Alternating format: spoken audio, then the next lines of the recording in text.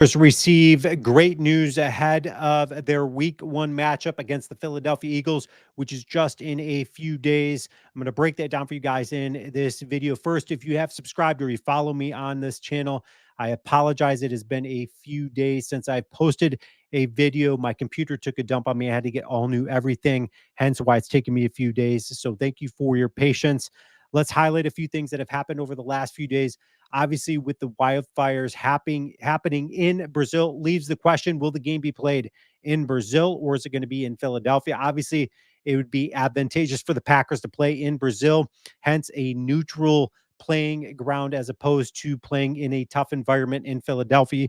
Here's the latest coming out of Brazil. It says they've been keeping a close track on it, meaning the smog, the smoke there that is in the fires, monitoring all of that, working with the NFL. The NFL has staff on the ground, so they're constantly monitoring the situation there, going back and forth with them to make sure that it is a safe environment for the players to play in. Obviously, with the poor air quality that could potentially be there, player safety comes first. So if this game has to be played in Philadelphia, it will be played in Philadelphia. This will be the NFL's first Friday opening weekend game in 50 plus years. This would also be the first NFL game to be played in South America. Should it happen to play in South America, which for us Packer fans, we really hope it is going to be in Brazil for obvious reasons. Obviously, one of the most exciting things to watch for Packer fans this offseason was monitoring the competition between Anders Carlson and Greg Joseph. Who is going to win the starting position? All of that. Well, the answer to that is obviously none of the above. Braden Narvison obviously gets that um, starting job in Green Bay, dropped by the Tennessee Titans after he lost out to Nick Folk. Nick Folk, one of the better veterans in this league as far as his leg and all of that. Here is just in this article it highlighted in his first practice with the Packers. Narvison said that he made 5 of his kicks during the closed scrimmage inside Lambeau Field, which included a 58-yarder in windy conditions, which is super exciting for us as Packer fans. Anders Carlson did not give us that confidence to be able to boot a 58-yarder in windy conditions. The Sunday practice, Narvison said he went 5 to 6. His lone miss was a 51-yarder, but he bounced back, making a 53-yarder after that. He goes on to be quoted as saying, "It is a dream, right?" At the end of the day, all you can ask for is the opportunity. And once you get that opportunity, you've got to be ready and step in there and make your first impression, be a good one. And that's exactly what he's done.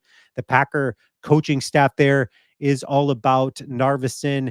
They see the contrast between what Anders and Greg Joseph was able to do. Brandon Narvison obviously stepping in the short interim that he's been there so far and turning some heads, making it great and encouraging news for us Packer fans out there.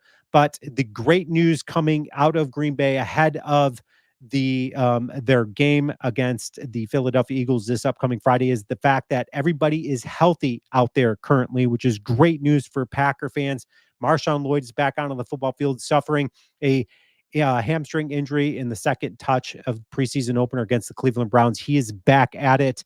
And Matt LaFleur was just like, hey, we're not going to be giving him anything that he can't handle. We know what he can handle. We don't want to be throwing things that he's not confident in doing. Obviously, Marshawn Lloyd goes on to down in the article saying, hey, listen, I've been there. The biggest hurdle for me is mentally getting there. And I feel like I've been doing that. I've been participating in practice. I've been watching, Josh Jacobs and all those guys out there that are ahead of me. So I'm getting mentally prepared to do what I've got to do health wise. I feel like I'm getting better. So that is great, encouraging news. Also encouraging news for Packer fans is that you've got Christian Watson. Christian Watson is one of those playmakers that the Packers absolutely need out on the field. And he is saying that he's 100% and he says it's supposed to be 100%. I want to play 100% of the games. I want to be 100% participant in practice. And I'm there right now, which is great. And here's what Matt LaFleur had to say. LaFleur was quoted as saying, all we have seen is, I'm sorry. He says, we all have seen his explosive and dynamic, how much he is as a playmaker, whether we're handling off a jet sweep to him like we did a couple of years ago in Chicago or in the passing game. That's what we want to see out of him. He is an important part of what we do here. He's big, physical, a fast guy, and not many of those guys exist. He is one of them.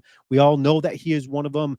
And the good news and encouraging news for us Packer fans is that the Packers are healthy. So that is super great and encouraging news. Leave your comments, and as always, go Pack Go.